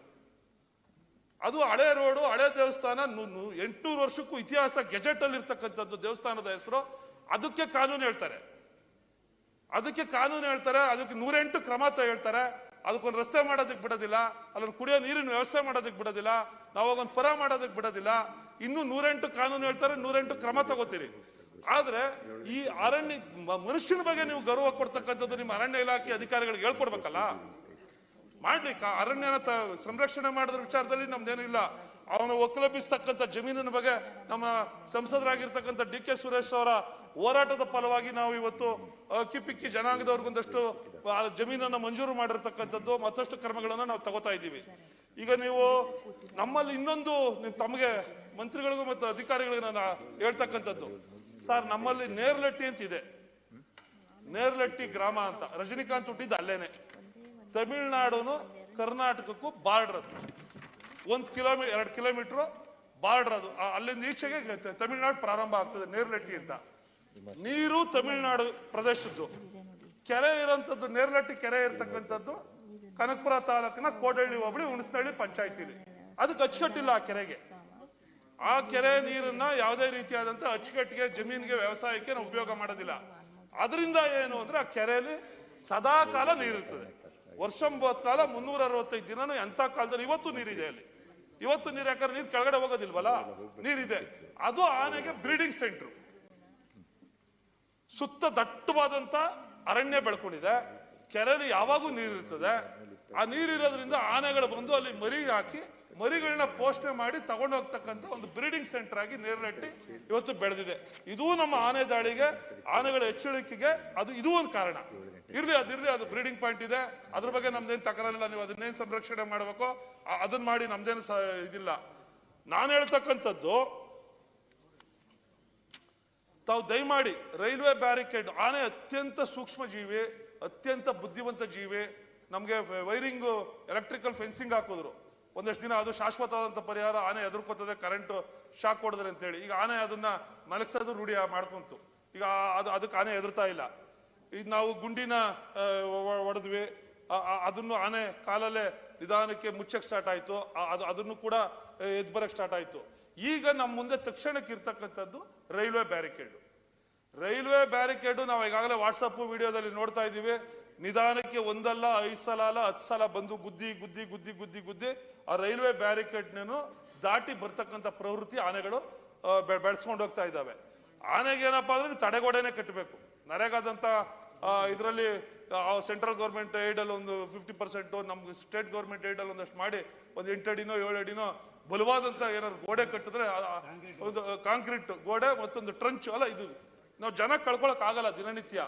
ಅದರಿಂದ ಇದೊಂದು ಶಾಶ್ವತವಾದಂತ ಪರಿಹಾರ ಮಾಡಬೇಕು. ಈಗ ತತ್ಕ್ಷಣಕ್ಕೆ ನೀವು ರೈಲ್ವೆ ಬ್ಯಾರಿಕೇಡ್ ನ ಮುಗಿಸ್ಕೊಡ್ಬೇಕು ದಯಮಾಡಿ. ಅದ್ರ ಬಗ್ಗೆ ಮಂತ್ರಿಗಳು ಯಾಗಲೇ ಕ್ರಮ ತಗೋತಾ ಇದ್ದಾರೆ, ಸಾಲದು. ಇದ್ರ ಜೊತೆಗೆ ಶಾಶ್ವತವಾದಂತ ಪರಿಹಾರ ಏನಪ್ಪಾ ಅಂದ್ರೆ ಆನೆಗೆ, ನಾನು ಹಲವಾರು ಜನ, ನಾವು ನಮ್ಮ ನಾಯಕರಾಗಿರ್ತಕ್ಕಂಥ DK ಸುರೇಶ್ ಅವರು, ಇವರೆಲ್ಲ ಹಲವಾರು ಆನೆ ತಜ್ಞರ ಬಗ್ಗೆ, ಆನೆ ಬಗ್ಗೆ ತಿಳ್ಕೊಂಡಿರ್ತಕ್ಕಂಥವ್ರು, ನಿಮ್ಮ ಅರಣ್ಯ ಇಲಾಖೆಯ ಅಧಿಕಾರಿಗಳ ಬಗ್ಗೆ ಸಮಾಲೋಚನೆ ಮಾಡಿದ. ಶಾಶ್ವತವಾಗಿ ಪರಿಹಾರ ಏನು ಅನ್ನೋದನ್ನ ಹೇಳ್ತಿರ್ಲಿಲ್ಲ, ಹೇಳಿ. ಅದನ್ನ ಹೇಳ್ತೀನಿ, ಹೇಳ್ಬಿಡಿ. ಆ ಶಾಶ್ವತವಾದಂತ ಪರಿಹಾರ ಏನಾದ್ರು ಮಾಡಬೇಕು ಅಂತ ಏನಾದ್ರು ಇದ್ರೆ ಆನೆ ಕ್ಯಾಂಪ್. ನಾನು ಆಗಲೇ ಹೇಳಿದ ಹಾಗೆ ನಮಗೆ ಗುಂಪಾನೆಯಿಂದ ಸಮಸ್ಯೆ ಇಲ್ಲ. ಇವು ಗುಂಪಿನಿಂದ ಬೇರ್ಪಟ್ಟಿರ್ತಕ್ಕಂಥ 15ರಿಂದ 20 ಆನೆ. ಇದು ನಮ್ಮಲ್ಲಿ ಚನ್ನಪಟ್ಟಣ ತಾಲೂಕಲ್ಲಿ ನಮ್ಮ ಕನಕಪುರದಿಂದ ಬಾರ್ಡರ್ ಕಬ್ಬಾಳ ಬೆಟ್ಟ ಅಂತದೆ. ಆ ಬೆಟ್ಟದ ಮೇಲೆ ಹೋಗಿ ಆನೆ ನಿಂತ್ಕೊಂಡು ನೋಡಿದ್ರೆ ಆನೆಗೆ ಎಲ್ಲಿ ಕಬ್ಬದೆ, ಎಲ್ಲಿ ಸೀಮೆ ಹುಲ್ಲದೆ, ಎಲ್ಲಿ ತೆಂಗುಂದು ಸಸಿ ನೆಟ್ಟಿರ್ತಕ್ಕಂಥದ್ದು ಒಂದು 10-15 ಕಿಲೋಮೀಟರ್ ರೇಡಿಯಸ್ ಅಲ್ಲಿ ಕಾಣಿಸ್ತದೆ. ಅದು ನೋಡ್ತು ಅಂದ್ರೆ ರಾತ್ರಿ ಹೋಗಲ್ಲ ಅಟ್ಯಾಕ್ ಮಾಡ್ತಕ್ಕಂಥದ್ದು. ಇದನ್ನ ನಾವು ನೋಡ್ತಾ ಇದೀವಿ. ನಾವೆಲ್ಲ ಹತ್ರದಿಂದ ನೋವು ತಿಂತಾ ಇರ್ತಕ್ಕಂಥ ಜನ. ನೀವೇನ್ ಹೇಳಿ? ಒಂದ್ ನಿಮಿಷ. ಗುಂಪಿಂದ ಅಲ್ಲ, ಮಾನ್ಯ ಮಂತ್ರಿಗಳಿಗೆ ಗೊತ್ತಿದೆ. ಈಗ ಸ್ಟಿಲ್ ಮೂಡಿಗೆರ್ಲಿ 2 ಗ್ರೂಪ್, ಚಿಕ್ಕಮಂಗ್ಳೂರ್ಲಿ 2 ಗುಂಪಿದೆ. ಒಂದು ಭುವನೇಶ್ವರಿ ಅಂಡ್ ಟೀಮ್ ಅಂಡ್ ಇನ್ನೊಂದು ಯಾವ್ದು ಹೆಸರು. ಒಟ್ಟು 35 ಆನೆಗಳು ಗುಂಪಾಗ ಅಲ್ಲೇ ಇದೆ. ಏನ್ ಇದಕ್ಕೆ ಪರಿಹಾರ ಏನು ಅಂತ ಈಗ ಮಂತ್ರಿಗಳು ಅದನ್ನ ಯೋಚನೆ ಮಾಡಿ ಹೇಳ್ಬೇಕಾಗುತ್ತೆ. ಬಿಟ್ರೆ ಇದಕ್ಕೆ ಶಾಶ್ವತವಾದ ಪರಿಹಾರ ನೀವು ಗುಂಪಿಂದ ನಿಮ್ ಕಡೆ ತೊಂದರೆ ಇಲ್ಲ. ಬಟ್ ಚಿಕ್ಕಮಂಗ್ಳೂರು ಭಾಗದಲ್ಲಿ ಗುಂಪೆ ಅದನ್ನು ಓಡ್ಸಕ್ ಸಾಧ್ಯವೇ ಆಗ್ತಾ ಇಲ್ಲ. ಏನ್ ಮಾಡೋದು? ಅದಕ್ಕೆ ನಾವು ಅವ್ರ ಹತ್ರನೇ ಕೇಳೋದು ಬೆಟರ್ ಅಂತ ಅನ್ಸುತ್ತೆ. ಸ್ವಲ್ಪ ಪ್ರಾದೇಶಿಕವಾಗಿ ಒಂದು ಈಗ ಆಲೂರು, ಸಕಲೇಶ್ಪುರ ತಾಲೂಕು, ಏನು ಹಾಸನ ಜಿಲ್ಲೆ ಆಲೂರು ಭಾಗದಲ್ಲಿ ಆನೆ ಸಮಸ್ಯೆ, ಕಾಡಾನೆ ಸಮಸ್ಯೆ ಇರ್ತಕ್ಕಂಥದ್ದು. ನಿಮ್ದು ಕಾಫಿ ಎಸ್ಟೇಟ್ ಅಲ್ಲಿ ಅಲ್ಲೇ ಆನೆಗಳು ಬ್ರೀಡ್ ಮಾಡಿ ಅಲ್ಲೇ ಮರಿ ಹಾಕಿ, ಯಾಕಂದ್ರೆ ಆನೆ ಎಲ್ಲಿ ಹುಟ್ಟತದೋ, ಆನೆ ಮರಿ ಎಲ್ಲಿ ಅದು ಬ್ರೀಡ್ ಮಾಡ್ತದ ಹುಟ್ಟತದೋ, ಅದು ಹುಟ್ಟಿದಾಗ ಅದ್ರ ಜನ್ಮಸ್ಥಳ. ಅದು ಒಂದು ಸಲ ಕಂಪ್ಯೂಟರ್ ಅಲ್ಲಿ ಚಿಪ್ಪಲ್ಲಿ ಎಂಟ್ರಿ ಆದಂಗೆ ಆಗ್ಬಿಡ್ತದ. ಅದು ನಿಮ್ಗೆ ಕಾಫಿ ತೋಟದಲ್ಲಿ ಇರ್ತಕ್ಕಂಥ ಕೆಲವು ಆನೆಗಳು ನನಗಿರೋ ಮಾಹಿತಿ ಪ್ರಕಾರ ಕಾಡೇ ನೋಡಿಲ್ಲ. ಕಾಫಿ ತೋಟದಲ್ಲೇ ಎಸ್ಟೇಟ್ ಅಲ್ಲೇ ಓಡಾಡ್ಕೊಂಡು ಜೀವನ ಅಲ್ಲೇ ಕಳ್ಕೊಂಡು ಅಲ್ಲೇ ಇದ್ಬಿಡ್ತವೆ. ಇರ್ತಕ್ಕಂಥ ಆನೆಗಳು ಸಾಕಷ್ಟು ಇರ್ತಕ್ಕಂಥದ್ದು. ಪ್ರಾದೇಶಿಕವಾಗಿ ಆಯಾಯ ವಿಭಾಗಕ್ಕೆ, ಆಯಾಯ ಪರಿಸರಕ್ಕೆ ಅನುಗುಣವಾಗಿ ಅವುಗಳ ಜೀವನ ಶೈಲಿನ ಆನೆಗಳು ಮಾಡ್ಕೊಂಡಿರ್ತಕ್ಕಂಥದ್ದು. ನಮ್ಮ ರಾಮನಗರ ಪ್ರಾದೇಶಿಕ ವಿಭಾಗದಲ್ಲಿ ಆನೆಗಳು ಈ ರೀತಿಯಾದಂತ ಒಂದು, ಯಾಕಂದ್ರೆ ತಮಿಳುನಾಡು ಭಾಗದಿಂದ ಬರ್ತಕ್ಕಂಥದ್ದು, ಈ ಭಾಗದಿಂದ ಬರ್ತಕ್ಕಂಥದ್ದು, ನಮ್ಮ ಭಾಗದಲ್ಲಿ ಬೆಳೆಸ್ಕೊಂಡಿರ್ತಕ್ಕಂಥ ಪ್ರವೃತ್ತಿ ಈ ರೀತಿ ಒಂದು 15 ಆನೆಗಳು ಗುಂಪಿನಿಂದ ಪ್ರತ್ಯೇಕಗೊಂಡಿರ್ತಕ್ಕಂಥವು. ಮಂತ್ರಿ ಅವ್ರಗಳ ಹತ್ರ ಕೇಳೋಣ ಏನ್ ಸಾಲ್ವೇಷನ್. ಅದಕ್ಕೆ ಹೇಳ್ಬಿಡ್ತೀನಿ, ಎಷ್ಟೇ ಮಾತಾಡಿದ್ರು ಒಂದು ಕೊನೆಗೆ ಅದಕ್ಕೆ ಸಾಲ್ವೇಷನ್ ಅಲ್ಲಿಂದಲೇ ಬರ್ಬೇಕಾಗ್ತದೆ. ಸೊ ಅದಕ್ಕೆ ಅವ್ರಿಗೆ ಅವಕಾಶ ಇನ್ನೊಂದು ತಗೊಳಕ್ಕಿದೆ ಅವರಿಗೆ. ಅದಕ್ಕೆ ಅವರಿಂದ ನಿರೀಕ್ಷೆ ಮಾಡ್ತಕ್ಕಂಥದ್ದು ಆನೆ ಕ್ಯಾಂಪ್. ಆ ಆನೆಗಳನ್ನ 20 ಕೋಟಿ ಖರ್ಚು ಮಾಡಿದ್ದಾರೆ. ಮನುಷ್ಯ ಒಬ್ಬ ಸತ್ರ 7.5 ಲಕ್ಷ ಪರಿಹಾರ, 15 ಲಕ್ಷ ಇಲ್ಲಿವರೆಗೂ 20 ಕೋಟಿ ಕೊಟ್ಟಿದ್ದಾರೆ. ನಾನು ಬರೀ 17-18ರಿಂದ ಕೊಟ್ಟಿರ್ತಕ್ಕಂಥದ್ದು. ಇದು ಇನ್ನು ಮೇಲೆ ಇನ್ನೂ ಜಾಸ್ತಿ ಆಯ್ತಾ 50 ಲಕ್ಷ ಕೊಟ್ಟರು ಜೀವ ಬರಲ್ಲ. ದುಡ್ಡಿನ ವಿಚಾರ. ಆನೆ ಕ್ಯಾಂಪ್ ಮಾಡೋದಕ್ಕೆ ಇಷ್ಟು ರೈಲ್ವೆ ಬ್ಯಾರಿಕೇಡ್ ಕಂಪ್ಲೀಟ್ ಮಾಡಬೇಕು. ಮೊದಲನೇ ಹಂತದಲ್ಲಿ ತುರ್ತಾಗಿ ರೈಲ್ವೆ ಬ್ಯಾರಿಕೇಡ್ ನ ಕಂಪ್ಲೀಟ್ ಮಾಡಬೇಕು. ಎರಡನೇದಾಗಿ ಆನೆ ಕ್ಯಾಂಪ್ಗಳನ್ನ ಒಂದು 2ರಿಂದ 3 ಆನೆಗೆ ಬನ್ನೇರುಘಟ್ಟ, ಕನಕಪುರ, ಚನ್ನಪಟ್ಟಣ ಈ ಭಾಗಗಳಲ್ಲಿ ಒಂದು 3 ಆನೆ ಕ್ಯಾಂಪ್ ಮಾಡಬೇಕು. ಆನೆ ಕ್ಯಾಂಪ್ ಮಾಡಿ ಈ 15-20 ಆನೆಗಳು ಏನಿದ್ದಾವೆ ಆನೆಗಳನ್ನ ಹಿಡಿಬೇಕು. ಹಿಡಿದು ಆ ಕ್ಯಾಂಪ್ ಅಲ್ಲಿ ಪಳಗಿಸ್ಬೇಕು. ಅದೇ ಆನೆನ ಆ ಹಿಡಿದಿರ್ತಕ್ಕಂಥ ಆನೆಗಳನ್ನೇ ಪಳಗಿಸ್ಕೊಂಡು ಮುಂದಿನ ದಿನಗಳಲ್ಲಿ ಬರ್ತಾವಲ್ಲ ಆನೆ ಓಡಿಸೋದಕ್ಕೆ ಆ ಆನೆನ ಉಪಯೋಗಿಸ್ಬೇಕು. ಇದೇ ಒಂದು ಶಾಶ್ವತವಾದಂತ ಪರಿಹಾರ. ಅದಕ್ಕೆ ಮುಖ್ಯ ಸಚಿವರಿಗೆ ಸಮಸ್ಯೆ ಬಹಳ ಹತ್ರದಿಂದ ನೋಡಿದ್ದಾರೆ, ಬಂದಿದ್ದಾರೆ. ಅವರಿಂದ ಇದಕ್ಕೆ ಒಂದು ಸ್ಪಷ್ಟವಾದಂತ ಉತ್ತರ ಸಿಗ್ತದೆ. ಬರೀ ಉತ್ತರ ಅಲ್ಲ, ಪರಿಹಾರ ಕೊಡೋದ್ರಲ್ಲಿ ಅವರು ಕ್ರಮ ಕೈಗೊಳ್ತಾರೆ ಅನ್ನೋ ಒಂದು ಭರವಸೆ ಮೇಲೆ ನಾನು ಅವ್ರ ಮೇಲೆ ಒಂದು ವಿಶ್ವಾಸ ಇಟ್ಟು ಅವ್ರ ಮೇಲೆ ಈ ಮಾತನ್ನ ಹೇಳ್ತಾ ಇದ್ದೀನಿ. ಸಚಿವರು, ಮಾನ್ಯ ಉಪಸಭಾಪತಿಗಳೇ, ಗೌರವಾನ್ವಿತ ಸದಸ್ಯರು, ಇವತ್ತೇನು ರಾಜ್ಯದಲ್ಲಿ ಮಾನವ ಪ್ರಾಣಿ ಸಂಘರ್ಷದ ಒಂದು ನೈಜವಾದಂಥ ಒಂದು ಆತಂಕವನ್ನು ಸದನದ ಮುಂದೆ ವ್ಯಕ್ತಪಡಿಸಿದ್ದಾರೆ. ಇದು ಸತ್ಯ ಇದೆ. ಮಾನವ ಪ್ರಾಣಿ ಸಂಘರ್ಷ ಇದು ಇವತ್ತಿಂದು ನಿನ್ನೆದಲ್ಲ, ಅನಾದಿ ಕಾಲದಿಂದಲೂ ಇದೆ. ಇವತ್ತು ಈ ಭೂಮಿಯಲ್ಲಿ ಸಸ್ಯ ಸಂಪತ್ತು, ವನ್ಯ ಸಂಪತ್ತು, ಪಕ್ಷಿ ಸಂಪತ್ತು ಎಲ್ಲರಿಗೂ ಬದುಕುವ ಹಕ್ಕಿದ್ದಾಗೆ ಇವತ್ತು ಏನು ಪ್ರಾಣಿಗಳು, ಈ ಪ್ರಾಣಿಗಳ ಸಂಖ್ಯೆ ದಿನೇ ದಿನೇ ಜಾಸ್ತಿ ಆಗ್ತಾ ಇದೆ. ಇವತ್ತು ಕರ್ನಾಟಕ ರಾಜ್ಯದಲ್ಲಿ ವಿಶೇಷವಾಗಿ ಆನೆ ತುಳಿತದಿಂದ ವರ್ಷಕ್ಕೆ ಸಾವುಗಳು ಜಾಸ್ತಿ ಆಗ್ತಾ ಇದೆ. ಈ ರಾಜ್ಯದಲ್ಲಿ ಕಳೆದ 3 ವರ್ಷದ ಅಂಕಿಅಂಶಗಳು ತೆಗೆದುಕೊಂಡ್ರೆ ಸರಾಸರಿ 50ರಿಂದ 60 ಜನ ಈ ಒಂದು ಮಾನವ ಪ್ರಾಣಿ ಸಂಘರ್ಷದಲ್ಲಿ ಜೀವ ಕಳ್ಕೊಳ್ತಾ ಇದ್ದಾರೆ. ಎಲ್ಲಕ್ಕಿಂತ ಹೆಚ್ಚಿಗೆ ಆನೆ ತುಳಿತದಿಂದನೇ ಸಾವುಗಳಾಗ್ತಾ ಇದೆ. ಈ ವರ್ಷ ಇಲ್ಲಿವರೆಗೆ ಸುಮಾರು 55 ಜನ ಸಾವನ್ನಪ್ಪಿದ್ದಾರೆ. ಆನೆ ದಾಳಿಯಿಂದ 39 ಜನ, ಇವತ್ತು ಹುಲಿ ದಾಳಿಯಿಂದ 5 ಜನ, ಚಿರತೆ ದಾಳಿಯಿಂದ 3 ಜನ, ಕರಡಿ ದಾಳಿಯಿಂದ 2 ಜನ, ಮೊಸಳೆ ದಾಳಿಯಿಂದ 1, ಮಂಗನ ದಾಳಿಯಿಂದ 1 ಮತ್ತು ಕಾಡು ಹಂದಿ ದಾಳಿಯಿಂದ 3 ಜನರು ಸಾವಿಗೀಡಾಗಿದ್ದಾರೆ. ಈ ಎಲ್ಲ ಸಾವಿಗೆ ಯಾಕಂದರೆ ಮನುಷ್ಯನ ಜೀವ ಅತ್ಯಮೂಲ್ಯವಾದಂಥದ್ದು. ಇದನ್ನು ಸಂರಕ್ಷಣೆ ಮಾಡುವಂಥದ್ದು, ರಕ್ಷಣೆ ಕೊಡುವಂಥದ್ದು ನಮ್ಮೆಲ್ಲರ ಸರ್ಕಾರದ ಆದ್ಯ ಕರ್ತವ್ಯವಾಗಿದೆ. ಈ ಎಲ್ಲ ಸಾವುಗಳೇನಾಗಿದೆ, ಇವತ್ತು ನಾನು ಈ ಸದನದ ಮುಖಾಂತರ ಅವರೆಲ್ಲರಿಗೆ ನನ್ನ ಸಂತಾಪವನ್ನು ಸೂಚಿಸುತ್ತೇನೆ. ಅವರಿಗೆ ನಿಯಮಾನುಸಾರ ಪರಿಹಾರ ಎಲ್ಲ ಕೊಡಲಾಗಿದೆ. ಈಗ ಮಾನ್ಯ ಗೌರವಾನ್ವಿತ ಶಾಸಕರು ಹೇಳಿದ ಹಾಗೆ ಇವತ್ತಿನ ಅವ್ರ ಭಾಗದಲ್ಲಿ ರಾಮನಗರ ಪ್ರಾದೇಶಿಕ ವಿಭಾಗ ಇದೆ, ಬನ್ನೇರುಘಟ್ಟ ರಾಷ್ಟ್ರೀಯ ಉದ್ಯಾನವನ, ಕಾವೇರಿ ವನ್ಯಜೀವಿ ಉದ್ಯಾನವನ, ಎಲ್ಲ ಕಡೆಯಿಂದ ಪ್ರಾಣಿಗಳು ಇವತ್ತು ಅರಣ್ಯ ಪ್ರದೇಶ ಬಿಟ್ಟು ಹೊರಗಡೆ ಬರ್ತಾ ಇದೆ. ಹಿಂದಿನಿಂದಲೂ ಬರ್ತಾ ಇದ್ದಂಥದ್ದಿದೆ, ಈಗ ಸ್ವಲ್ಪ ಜಾಸ್ತಿ ಆಗಿದೆ. ಅದಕ್ಕೆ ಬಹಳಷ್ಟು ನಾನೊಂದು ತಂಡವನ್ನು ರಚನೆ ಮಾಡಿ ಇವತ್ತು ಯಾರು ವನ್ಯಜೀವಿಗಳ ಬಗ್ಗೆ ಯಾರು ತಜ್ಞರಿದ್ದಾರೆ ಅಧ್ಯಯನ ಮಾಡಿ ವರದಿ ಕೊಡಿ ಅಂತಲೂ ಹೇಳಿದ್ದೇನೆ. ಅದರಲ್ಲಿ ವಿಶೇಷವಾಗಿ ಏನು ನೋಡಿ, ಪ್ರಾಣಿಗಳು ಇವತ್ತು ಇಡೀ ದೇಶದಲ್ಲಿ ಎಲ್ಲಕ್ಕಿಂತ ಹೆಚ್ಚಿನ 6,395 ಆನೆಗಳು ನಮ್ಮ ರಾಜ್ಯದಲ್ಲಿದ್ದಾವೆ ಜನಗಣತಿ ಪ್ರಕಾರ. ಅಂದರೆ ದೇಶದಲ್ಲಿ ಎಲ್ಲಕ್ಕಿಂತ ಹೆಚ್ಚಿನ ಒಂದು ಆನೆಗಳು ಕರ್ನಾಟಕ ರಾಜ್ಯದಲ್ಲಿ ಇದೆ. ಹೀಗಾಗಿ ಇವತ್ತೇನು ಇದನ್ನು ನಿಯಂತ್ರಣ ಮಾಡಲಿಕ್ಕೆ ಆನೆಗಳು ಅರಣ್ಯ ಪ್ರದೇಶದಿಂದ ಹೊರಗಡೆ ಬರಬಾರ್ದು, ಅದಕ್ಕೆ ಏನೇನು ಕ್ರಮ ತೆಗೆದುಕೊಳ್ಬೇಕು ಅನ್ನುವಂಥದ್ರ ಬಗ್ಗೆ ನಾವು ಇತ್ತೀಚೆಗೆ ಇನ್ನೂ ಜಾಸ್ತಿ ರೀತಿಯಲ್ಲಿ ಇದಕ್ಕೆ ಒತ್ತನ್ನು ಕೊಟ್ಟಿದ್ದೇವೆ. ಎಲ್ಲ ರೀತಿಯ ಕ್ರಮಗಳನ್ನು ನಾವು ತೆಗೆದುಕೊಳ್ತಾ ಇದ್ದೇವೆ. ಇವತ್ತು ಅಲ್ಲಿ ಕಂದಕ ನಿರ್ಮಾಣ ಮಾಡಿದ್ದೇವೆ 100 ಕಿಲೋಮೀಟರ್ 1000 ಕಿಲೋಮೀಟರ್ವರೆಗೆ. ಸೋಲಾರ್ ಟೆಂಟಕಲ್ ಫೆನ್ಸಿಂಗ್ ಮಾಡಿದ್ದೇವೆ. ಅದರ ಜೊತೆಯಲ್ಲಿ ರೈಲ್ವೆ ಬ್ಯಾರಿಕೇಡ್ ಮಾಡಿದ್ದೇವೆ. ಕಂದಕ ನಿರ್ಮಾಣ ಮಾಡಿದ್ದು ಅದಕ್ಕೆ ಶಾಶ್ವತ ಪರಿಹಾರ ಆಗ್ತಾ ಇಲ್ಲ, ಆನೆಗಳು ಕಂದಕ ದಾಟಿನೂ ಬರ್ತಾ ಇದೆ ಅಂತೇಳಿ ಇವತ್ತು ಬಹಳಷ್ಟು ವರದಿಗಳು ಬಂದ ನಂತರ ಮತ್ತೆ ನಾವು ಟೆಂಟಕಲ್ ಫೆನ್ಸಿಂಗ್ ಏನು ಮಾಡಿದ್ದೀವಿ ಅದು ಸಹಿತ ಆನೆ ಅದನ್ನು ಇವತ್ತು ಮೀರಿ ಬರ್ತಾ ಇದೆ ಅನ್ನುವಂಥದ್ದು ಗೊತ್ತಾದ ಮೇಲೆ ಸಂಶೋಧನೆ ಮಾಡಿದ ನಂತರ ಅದರ ವರದಿ ಪ್ರಕಾರ ರೈಲ್ವೆ ಬ್ಯಾರಿಕೇಡ್ ಮಾಡಿದರೆ ಶಾಶ್ವತವಾದಂಥ ಪರಿಹಾರ ಕಂಡುಕೊಳ್ಳಬಹುದು ಅಂತೇಳಿ ನಮ್ಮ ಇಲಾಖೆ ಎಲ್ಲ ನಮ್ಮ ಹಿರಿಯ ಅಧಿಕಾರಿಗಳು ಸೇರಿಕೊಂಡು ಸುಮಾರು ಈ ರಾಜ್ಯದಲ್ಲಿ ಹಿಂದೆ ನಾವು ಬರೋಕ್ಕಿಂತ ಮುಂಚಿತವಾಗಿ 640 ಕಿಲೋಮೀಟರ್ ರೈಲ್ವೆ ಬ್ಯಾರಿಕೇಡ್ ಬೇಕಾಗ್ತದೆ ಅಂತೇಳಿ ಒಂದು ವರದಿಯನ್ನು ಕೊಟ್ಟರು. ಅದರಲ್ಲಿ 312 ಕಿಲೋಮೀಟರ್ ರೈಲ್ವೆ ಬ್ಯಾರಿಕೇಡ್ ಈಗಾಗಲೇ ಮಾಡಿದ್ದಾರೆ. ಇನ್ನು 330 ಕಿಲೋಮೀಟರ್ ಮಾಡಬೇಕಾಗಿತ್ತು. ಈಗ ಮತ್ತೆ ಬೇರೆ ಬೇರೆ ಪ್ರದೇಶಗಳೆಲ್ಲ ಕಡೆಯಿಂದ ಬೇಡಿಕೆ ಬಂದಿದ್ದ ನಂತರ 730 ಕಿಲೋಮೀಟರ್ ರೈಲ್ವೆ ಬ್ಯಾರಿಕೇಡ್ ಮಾಡಬೇಕಾಗಿದೆ ಅಂತೇಳಿ ಒಂದು ವರದಿಯನ್ನು ಕೊಟ್ಟಿದ್ದಾರೆ. ಅದರಲ್ಲಿ ಈಗಾಗಲೇ ಈ ಸಲ ನಮ್ಮ ಸರ್ಕಾರದಲ್ಲಿ ಆಯವ್ಯಯದಲ್ಲಿ 100 ಕೋಟಿ ಮಾತ್ರ ಇತ್ತು. ನಾನು ಮಾನ್ಯ ಮುಖ್ಯಮಂತ್ರಿಗಳಿಗೆ ಮನವರಿಕೆ ಮಾಡಿಕೊಟ್ಟು 100 ಕೋಟಿ ಸಾಕಾಗೋದಿಲ್ಲ, ಇನ್ನೂ 100 ಕೋಟಿ ನಮಗೆ ಹೆಚ್ಚುವರಿಯಾಗಿ ಕೊಡಬೇಕು, ಮಾನವ ಪ್ರಾಣಿ ಸಂಘರ್ಷದಲ್ಲಿ ಸುಮಾರು ಜನ ಜೀವ ಕಳ್ಕೊಳ್ತಾ ಇದ್ದಾರೆ ಅಂತೇಳಿ ಮನವಿ ಮಾಡಿದಾಗ ಅದಕ್ಕೆ ಅವರು ಒಪ್ಪಿಗೆಯನ್ನು ಕೊಟ್ಟರು. ಹೀಗಾಗಿ ನಾವು ಈ ಸಲ ಮತ್ತೆ 120 ಕಿಲೋಮೀಟರ್ ರೈಲ್ವೆ ಬ್ಯಾರಿಕೇಡ್ಗೆ ಇವತ್ತು ಮಂಜೂರಾತಿಯನ್ನು ಕೊಟ್ಟಿದ್ದೇವೆ. ರೈಲ್ವೆ ಬ್ಯಾರಿಕೇಡ್ ಅಂತ ಹೇಳಿದರೆ ಇದು ಸ್ವಲ್ಪ ಎಕ್ಸ್ಪೆನ್ಸಿವ್ ಇದೆ. 1 ಕಿಲೋಮೀಟರ್ಗೆ 1.5 ಕೋಟಿ ರೂಪಾಯಿ ಆಗ್ತದೆ. 186 ಕೋಟಿ ರೂಪಾಯಿ ವೆಚ್ಚದಲ್ಲಿ ರೈಲ್ವೆ ಬ್ಯಾರಿಕೇಡ್ ಕಾಮಗಾರಿಗಳು ಈಗಾಗಲೇ ಕರ್ನಾಟಕ ರಾಜ್ಯದಾದ್ಯಂತ ಇವತ್ತು ನಮ್ಮ ಮುಂದುವರೆದಂಥ ಕಾಮಗಾರಿಗಳು ನಡೀತಾ ಇದೆ, ಪ್ರಗತಿಯಲ್ಲಿದೆ. ಅದನ್ನು ಹೊರತುಪಡಿಸಿ ಇನ್ನೂ ಸುಮಾರು 330 ಕಿಲೋಮೀಟರ್ ರೈಲ್ವೆ ಬ್ಯಾರಿಕೇಡ್ ಮಾಡಬೇಕಾಗಿದೆ. ಅದಕ್ಕೆ ಸುಮಾರು 500 ಕೋಟಿ ರೂಪಾಯಿ ಅನುದಾನ ಬೇಕಾಗ್ತದೆ.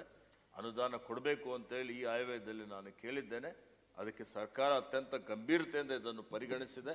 ಜೀವ ಉಳಿಸುವಂಥದ್ದು ಆ ಒಂದು ದೃಷ್ಟಿಯಿಂದ ಇದಕ್ಕೆ ಬರುವಂಥ ದಿನಮಾನಗಳಲ್ಲಿ ಹೆಚ್ಚಿನ ವೇಗದ ಗತಿಯಲ್ಲಿ ಈ ರೈಲ್ವೆ ಬ್ಯಾರಿಕೇಡ್ಗೆ ಅವಶ್ಯಕತೆ ಇರುವಂಥ ಎಷ್ಟೇ ಅನುದಾನ ಬೇಕಾದರೂ ಆ ಅನುದಾನವನ್ನು ಕೊಟ್ಟು ಆ ರೈಲ್ವೆ ಬ್ಯಾರಿಕೇಡ್ಗೆ ನಿರ್ಮಾಣ ಮಾಡಿ ಶಾಶ್ವತವಾದಂಥ ಒಂದು ಪರಿಹಾರ ಮಾಡ್ತೀವಿ ಅನ್ನುವಂಥ ಮಾತನ್ನು ನಾನು ಮಾನ್ಯ ಸದಸ್ಯರಿಗೆ ಸದನಕ್ಕೆ ತಿಳಿಸಲಿಕ್ಕೆ ಇಚ್ಛೆಪಡ್ತಾ ಇದ್ದೀನಿ. ಇವತ್ತು ಬನ್ನೇರುಘಟ್ಟ ರಾಷ್ಟ್ರೀಯ ಉದ್ಯಾನವನದಲ್ಲಿ ಇಲ್ಲಿವರೆಗೆ ಸುಮಾರು 106 ಕಿಲೋಮೀಟರ್ ಇವತ್ತು ನಮ್ಮಲ್ಲಿ ಸೋಲಾರ್ ತಂತಿ ಬೇಲಿ ಹಾಕಿದ್ದೇವೆ. 23-24ರಲ್ಲಿ ಸುಮಾರು 35.5 ಕಿಲೋಮೀಟರ್ ಹಾಕಿದ್ದೇವೆ. ಇವತ್ತು ರಾಮನಗರದಲ್ಲಿ 30 ಕಿಲೋಮೀಟರ್, ಈ ವರ್ಷ 10 ಕಿಲೋಮೀಟರ್. ಕಾವೇರಿ ವನ್ಯಜೀವಿ ವಿಭಾಗದಲ್ಲಿ 14 ಕಿಲೋಮೀಟರ್, ಈ ವರ್ಷ 9 ಕಿಲೋಮೀಟರ್. ಆನೆ ತಡೆ ಕಂದಕ ನಿರ್ಮಾಣ ಆಗಿದೆ. 2023ರವರೆಗೆ ಬರೀ 26 ಕಿಲೋಮೀಟರ್ ಇದ್ದಂಥದ್ದು 23-24ರಲ್ಲಿ 32.6 ಕಿಲೋಮೀಟರ್ ಬಗ್ಗೆ ನಾವು ಅನುಮೋದನೆಯನ್ನು ಕೊಟ್ಟಿದ್ದೇವೆ. ರಾಮನಗರ ಪ್ರಾದೇಶಿಕ ವಿಭಾಗದಲ್ಲಿ 2023ರವರೆಗೆ 20 ಕಿಲೋಮೀಟರ್ ಇತ್ತು. ಈ ಕಾವೇರಿ ವನ್ಯಜೀವಿ ವಿಭಾಗದಲ್ಲಿ 16 ಕಿಲೋಮೀಟರ್ ಮಾಡಿದ್ದೇವೆ.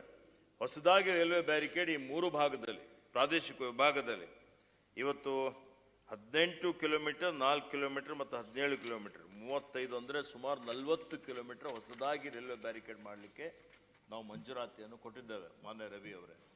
ಮತ್ತು 40 ಕಿಲೋಮೀಟರ್ ಅಂತ ಹೇಳಿದರೆ ಸುಮಾರು 60 ಕೋಟಿ ರೂಪಾಯಿ ವೆಚ್ಚದಲ್ಲಿ ಕಾಮಗಾರಿ ನಡೀತಾ ಇದೆ.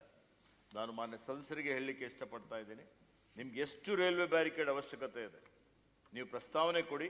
ಅವಶ್ಯಕತೆಗೆ ಅನುಗುಣವಾಗಿ ಅದಕ್ಕೆ ಎಷ್ಟೇ ಅನುದಾನ ಬೇಕಾದರೂ ನಮ್ಮ ಇಲಾಖೆ ವತಿಯಿಂದ ಅನುದಾನ ಮಂಜೂರಾತಿ ಮಾಡ್ತೇವೆ ಮತ್ತು ಕಾಮಗಾರಿ ಮಾಡಲಿಕ್ಕೆ ನಾನು ಸೂಚನೆ ಕೊಡ್ತೀನಿ ಅಂತೇಳಿ ತಮಗೆ ಈ ವೇದಿಕೆ ಈ ಒಂದು ಸದನದಲ್ಲಿ ನಾನು ಭರವಸೆಯನ್ನು ಕೊಡಲಿಕ್ಕೆ ಇಷ್ಟಪಡ್ತೇನೆ.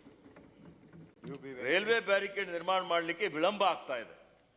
ಯಾಕೆ ವಿಳಂಬ ಆಗ್ತಾ ಇದೆ ಅಂತ ಹೇಳಿದ್ರೆ, ಇದು ರೈಲ್ವೆ ಡಿಪಾರ್ಟ್ಮೆಂಟಿಂದ ಉಪಯೋಗ ಮಾಡಿದಂಥ ಏನು ರೈಲ್ವೆ ಹಳಿಗಳವರು ಗುತ್ತಿಗೆದಾರರು ಖರೀದಿ ಮಾಡಬೇಕಾಗ್ತದೆ.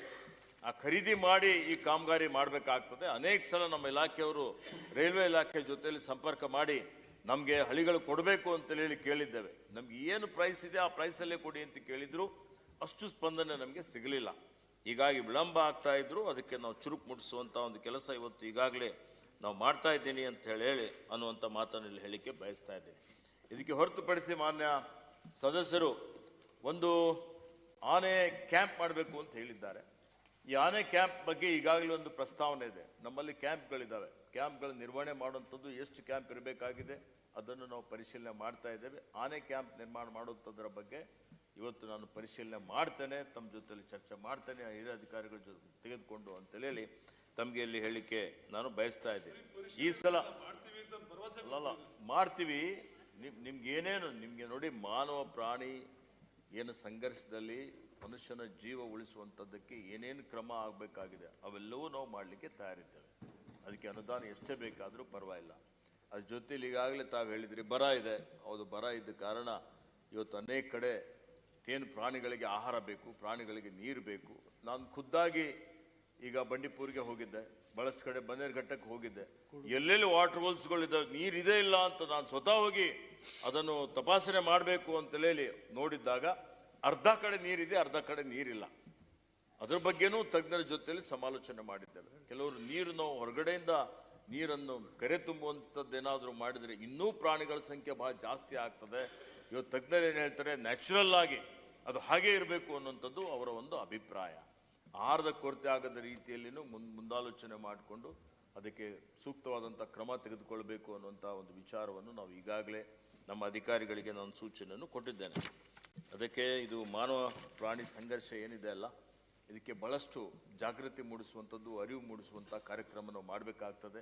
ಸಾರ್ವಜನಿಕರಷ್ಟೇ ಇಲ್ಲ, ಯಾರು ನಮ್ಮಲ್ಲಿ ಎಲಿಫೆಂಟ್ ಟಾಸ್ಕ್ ಫೋರ್ಸ್ದವರಿದ್ದಾರೆ, ಆನೆ ಕಾರ್ಯಪಡೆಯವರು, ಅವರು ಒಬ್ಬರಿಬ್ಬರು ಇವತ್ತು ಆನೆ ತುಳಿತದಿಂದ ಮೃತಪಟ್ಟಿದ್ದಾರೆ. ಇವತ್ತು ಆ್ಯಂಟಿ ಡಿಪ್ರೆಡೇಷನ್ ಕ್ಯಾಂಪ್ದವರಿದ್ದಾರೆ. ಸುಮಾರು ಅಲ್ಲಿ 4 ಆ್ಯಂಟಿ ಡಿಪ್ರೆಡೇಷನ್ ಕ್ಯಾಂಪ್ ಇದೆ ನಿಮ್ಮ ಭಾಗದಲ್ಲಿ. ಸುಮಾರು 10-12 ಆ್ಯಂಟಿ ಪೋಚಿಂಗ್ ಕ್ಯಾಂಪ್ಸ್ ಇದೆ. ಅಲ್ಲಿ ಸುಮಾರು ಜನ ಕೆಲಸ ಮಾಡ್ತಾ ಇದ್ದಾರೆ. ಈಗ ನಾವು ಹೊಸದಾಗಿ ಸರ್ಕಾರ ಬಂದ ಮೇಲೆ 2 ಆನೆ ಕಾರ್ಯಪಡೆ ನಾವು ಮಂಜೂರಾತಿ ಮಾಡಿದ್ದೇವೆ. ಒಂದು ನಿಮ್ಮ ರಾಮನಗರದಲ್ಲಿ ಕೆಲಸ ಮಾಡ್ತಾ ಇದೆ, ಇನ್ನೊಂದು ಬನ್ನೇರುಘಟ್ಟದಲ್ಲಿ ಕೆಲಸ ಮಾಡ್ತಾ ಇದೆ. ಅಲ್ಲೇ ಸ್ಥಳೀಯರಿಗೆ ತೆಗೆದುಕೊಂಡಿದ್ದೇವೆ. ಸುಮಾರು 24 ಜನ ಅದಲ್ಲಿ ಕೆಲಸ ಮಾಡ್ತಾರೆ. ನಮ್ಮ DFO ಇದ್ದಾರೆ, DRFO ಇದ್ದಾರೆ, ಮೇಲ್ವಿಚಾರಣೆ ಮಾಡ್ತಾರೆ. ಅವ್ರಿಗೆ ಬೇಕಾದಂಥ ಎಲ್ಲ ಸಲಕರಣೆಗಳು ಕೊಟ್ಟಿದ್ದೇವೆ, ವಾಕಿ ಟಾಕಿ ಕೊಟ್ಟಿದ್ದೇವೆ, ಕಂಟ್ರೋಲ್ ರೂಮ್ ಕೊಟ್ಟಿದ್ದೇವೆ. ಇವತ್ತು ತಕ್ಷಣ ರೇಡಿಯೋ ಕಾಲರ್ಗಳು ಹಾಕ್ತಾ ಇದ್ದೇವೆ. ಇದೆಲ್ಲ ಇದ್ದರೂ ಇಷ್ಟೆಲ್ಲ ನಾವು ಇವತ್ತು ಏನು ಮಾನವ ಪ್ರಾಣಿ ಸಂಘರ್ಷ ಏನಿದೆ ನಿರಂತರವಾಗಿ ಇನ್ನೂ ಹೆಚ್ಚಿನ ರೀತಿಯಲ್ಲಿ ಜಾಗೃತಿ ಮೂಡಿಸುವಂಥದ್ದು, ಅರಿವು ಮೂಡಿಸುವಂಥದ್ದು ನಾವು ಮಾಡಬೇಕಾಗಿದೆ. ಇವತ್ತು ಬುಡಕಟ್ಟು ಸಮುದಾಯದವರಿದ್ದಾರೆ, ಅಲ್ಲಿ ಅರಣ್ಯ ಪ್ರದೇಶದಲ್ಲೇ ಇರ್ತಾರೆ. ಆದರೆ 99 ಭಾಗ ಅವ್ರ ಮೇಲೆ ಯಾವುದೇ ರೀತಿಯ ದಾಳಿಗಳಾಗಲಿ ಮತ್ತೊಂದಾಗಲಿ ಆಗೋದಿಲ್ಲ. ಇಲ್ಲಿ ಆನೆ ಆಗಲಿ, ಹುಲಿ ಆಗಲಿ, ಚಿರತೆ ಆಗಲಿ, ಅದರ ಏನೊಂದು ಸ್ವಭಾವ ಇದೆ ಅದೆಲ್ಲವನ್ನು ಸ್ವಲ್ಪ ಮಟ್ಟಿಗೆ ಅರಿತುಕೊಳ್ಳುವಂಥ ಕೆಲಸನೂ ಮಾಡಬೇಕಾಗ್ತದೆ. ಅದಕ್ಕೆ ಅರಿವು ಮೂಡಿಸುವಂಥ ಕೆಲಸನೂ ಮಾಡಬೇಕಾಗ್ತದೆ. ಆ ದೃಷ್ಟಿಯಿಂದ ಸರ್ಕಾರ ನೀವೇನು ಸಲಹೆ ಕೊಟ್ಟಿದ್ದೀರಿ ಅವೆಲ್ಲ ಸಲಹೆಗಳನ್ನು ಅಳವಡಿಸಿಕೊಂಡು ಆನೆ ನಮ್ಮ ಮಾನವ ಪ್ರಾಣಿ ಸಂಘರ್ಷದಲ್ಲಿ ಜೀವಹಾನಿ ಆಗದ ರೀತಿಯಲ್ಲಿ ಇವತ್ತು ನೋಡಿಕೊಳ್ಳುವಂಥದ್ದಕ್ಕೆ ಸೂಕ್ತವಾದಂಥ ಕ್ರಮ ನಾವು ತೆಗೆದುಕೊಳ್ತೇವೆ ಅನ್ನುವಂಥ ಮಾತನ್ನು ಮತ್ತೊಮ್ಮೆ ತಮಗೆ ಹೇಳಲಿಕ್ಕೆ ಬಯಸ್ತೇನೆ.